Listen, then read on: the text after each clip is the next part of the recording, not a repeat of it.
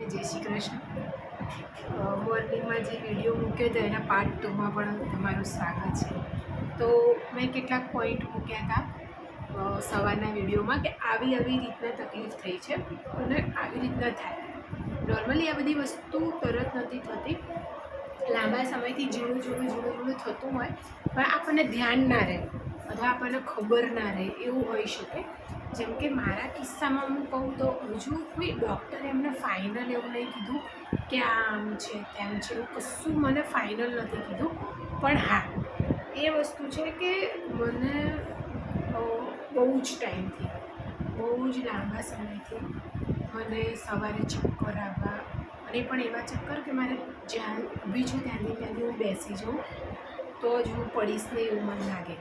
પછી જેમ કે હું ગમે એટલું પેટ ભરીને ખાઉં તો એ બી મને એવું લાગું કે મને કમજોરી લાગે છે અથવા મને એનર્જી નથી લાગતી, બરાબર, એક આ બી હતું। તો આ બધા લક્ષણો છે ક્યાંક ને ક્યાંક કે એવું નહીં ભાઈ કે કેન્સર જ હોય બધાને, બરાબર, એવું નહીં, પણ કે શરીરમાં કંઈક ને કંઈક વસ્તુ આડાઅવળી ચાલી રહી છે અને શરીરમાં કંઈક ને કંઈક તકલીફ છે, એ એના લક્ષણો છે, બરાબર। હવે મારા કિસ્સામાં એવું છે કે મને ડૉક્ટરો પોતે મને કંઈ નથી કહી રહ્યા, બરાબર, પણ જે નિમેશજીને વાત કરે તો એ બી મને બધી વાત નહીં કરતા કે ડૉક્ટરે શું કીધું શું નહીં, એ મને બધું નહીં કહેતા, એ મને ખબર છે।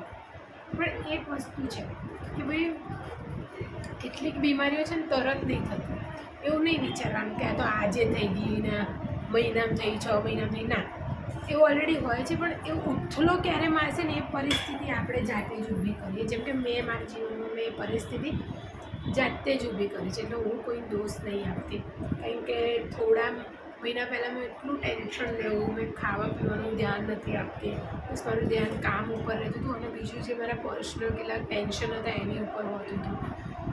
તો એક એ વસ્તુ છે, પણ આ એ વસ્તુ છે ભાઈ તમને કોઈ જેમ કે હવે મારા કિસ્સામાં કેવું છે, હું તો ત્યાં જઉં છું છેલ્લા 2 મહિનાથી, આ 16 તારીખ આવશે એટલે 2 મહિના પૂરા થશે કે અમે કન્ટિન્યુ જઈ રહ્યા છીએ। ખાલી હમણાં 1-2 અઠવાડિયા ગેપ પડ્યો હતો એટલો, એ બી ડૉક્ટરે તારીખ આપી હતી એના કારણે, બાકી અમે કન્ટિન્યુ છું અને નિમેશજી કન્ટિન્યુ જઈ રહ્યા છે। જ્યારે મારા મમ્મીની જરૂર પડે તો મારા મમ્મીને લઈને જઈએ છીએ હોસ્પિટલ। મેં એક વસ્તુ નોટ કરી કે ત્યાં બહુ બધા લોકો છે જે મિનિમમ 10-15 વર્ષથી એમની સારવાર લઈ રહ્યા છે, કેન્સરની એમની સારવાર ચાલી રહી છે, અથવા જેમના ઓપરેશન એકવાર થયા હોય, બીજી વાર પછી કરવામાં આવ્યા છે। આ બધી વસ્તુ કેવું છે કે કાળજી લેવી બહુ જરૂરી છે।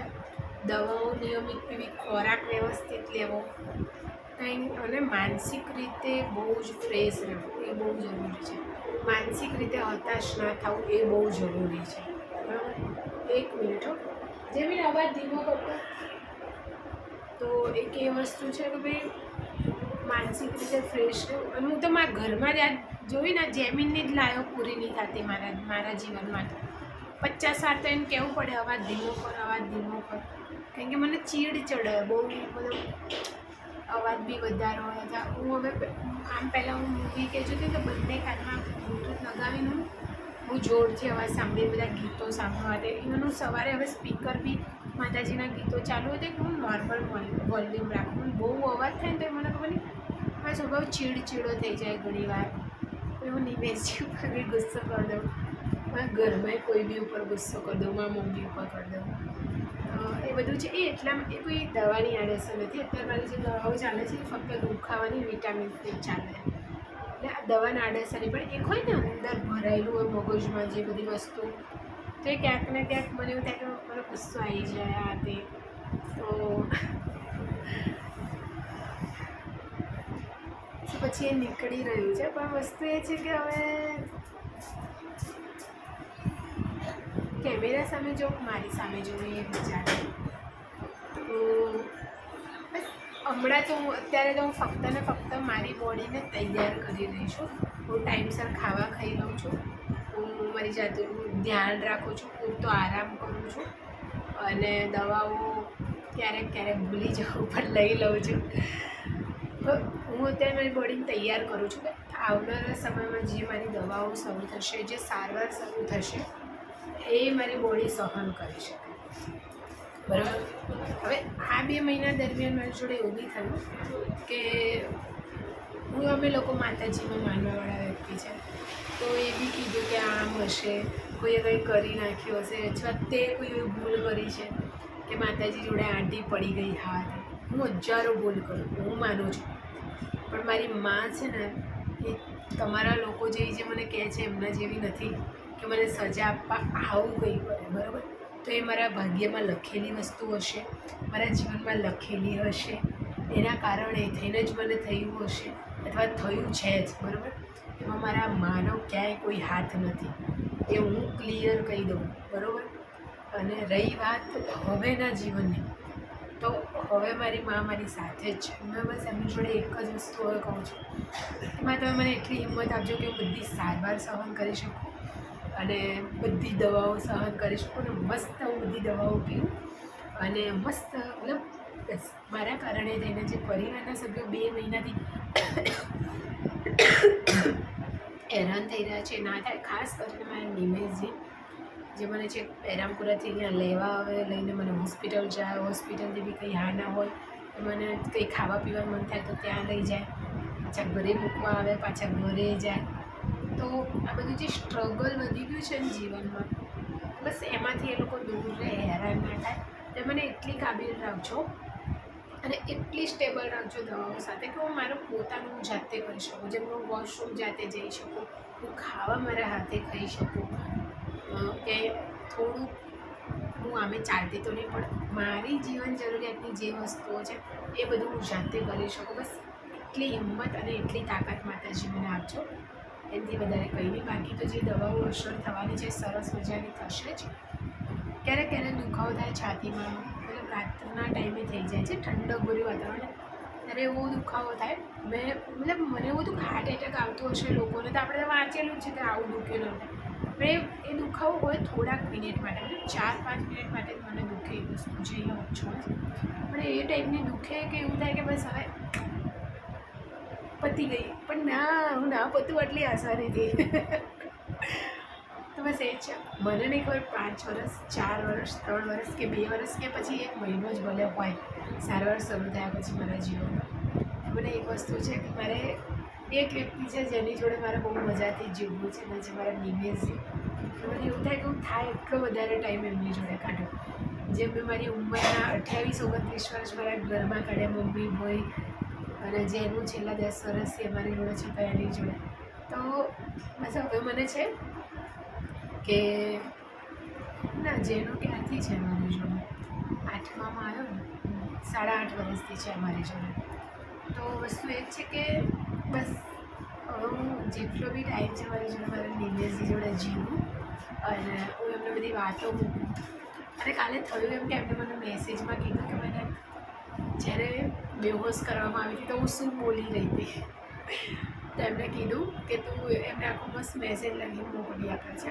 એ મેસેજ હું વાંચ્યો તો રાત્રે, હું એવું બોલી રહી હતી બેહોશીમાં કે મારા નિમેશજી 2 મહિનાથી મને દવાખાને રોજે રોજે લઈને આવે છે અને ધક્કા ખાય છે અને કોઈ આવતું નથી.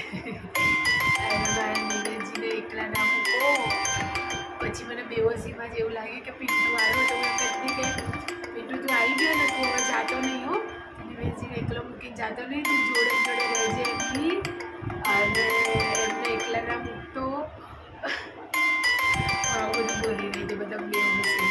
અને હું પિન્ટુને બી બોલી રહી હતી તું જતો ના રહેતો, એકલા મૂકતો તમને લોકોને, નહીં તો ભાઈ મારાથી ખરાબ કોઈ નથી. બેહોશીમાં જ ધમકી આપી રહી હતી મારા ભાઈનો.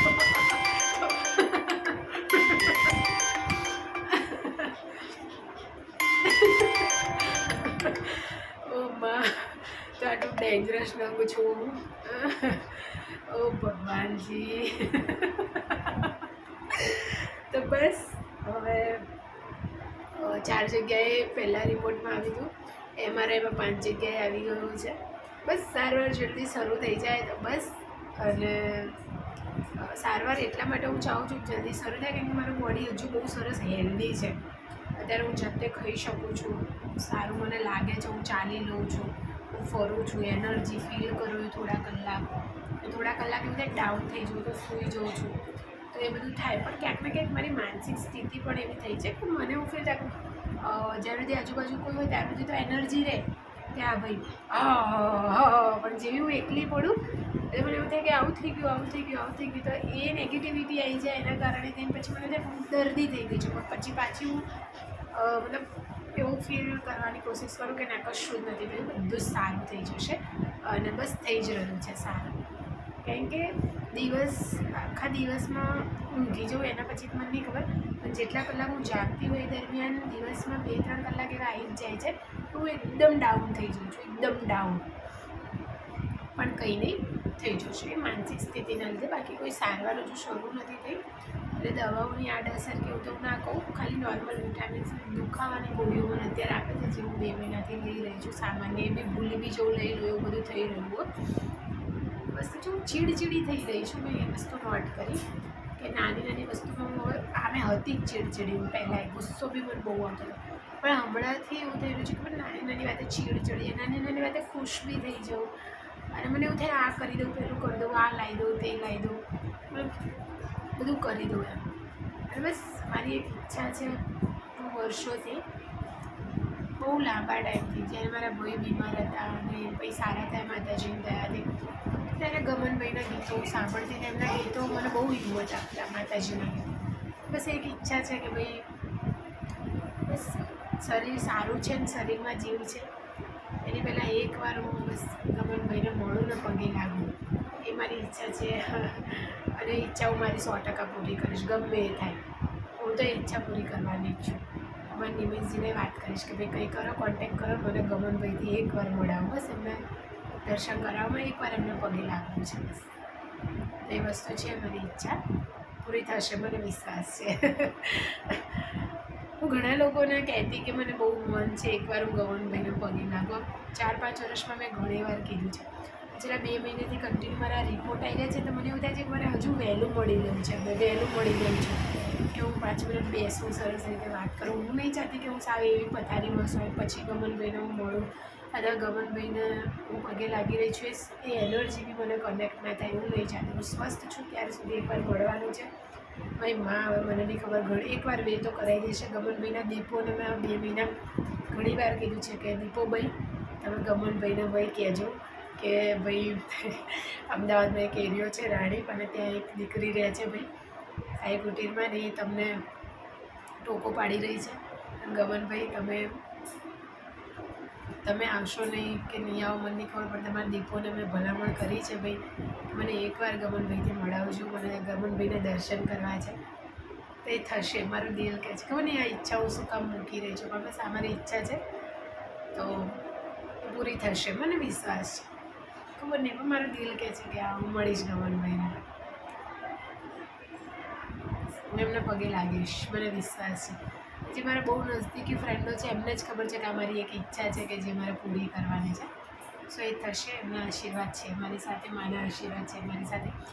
અને બસ હવે એ જ છે કે આ બાયોપ્સીનો રિપોર્ટ આવી જાય 6 દિવસ, 7 દિવસમાં આવે એટલે હવે 6 દિવસ રહ્યા એટલે બુધવાર ગુરુવાર સુધી રિપોર્ટ આવી જાય અને સારી રીતે બસ સારવાર શરૂ થઈ જાય. એ જ મારી અપેક્ષા છે હૃદયથી મારી પોતાની સાથે. અને જે બી હશે હું અપડેટ હવે યુટ્યુબમાં આપતી રહીશ, કારણ કે હું મારી આ યાદોને ભેગી કરી રહી છું, સમેટી રહી છું. મને કંઈ ખબર નથી કાલે હું હોય કે ના હોય, મારી આ યાદો, મારા બોલતા વિડીયો, મારા શબ્દો મારા પરિવાર સાથે હશે, મારા મિત્રો સાથે હશે, જે નજદીકી લોકો છે જે મને જાણે છે, જેમને મારો ગુસ્સો, મારી ચીડ એનાથી અલગ મને ઓળખી છે, જેમને મને જાણી છે, જેમને મને અપનાવી છે મારા સ્વભાવ સાથે. તો આ બધા વિડીયો એ લોકો માટે છે કે હું સાચવીને રાખીશ. હું હોય કે ના હોય, મારા વિડીયો હંમેશા એમની સાથે હશે અને મારી આ યાદો એમની સાથે હશે. હું હસું જ છું કે હું ક્યાંય નહીં જવાની. બસ આ છે હૃદયની વાત જે મેં મૂકી દીધી વિડીયોમાં. બાકી તો બસ હવે સ્વસ્થ રહેવાનું છે, મસ્ત રહેવા છું ને આખા ગામનું ખાવાનું છે અને આખા ગામની દવાઓ પી પાડા જેવું રહેવાનું છે. બસ એ જ છે હવે જીવનનું શાક. બાકી ચાલો, જય માતાજી, જય શ્રી કૃષ્ણ. મળીએ આપણે કાલે આવે છે. બાય.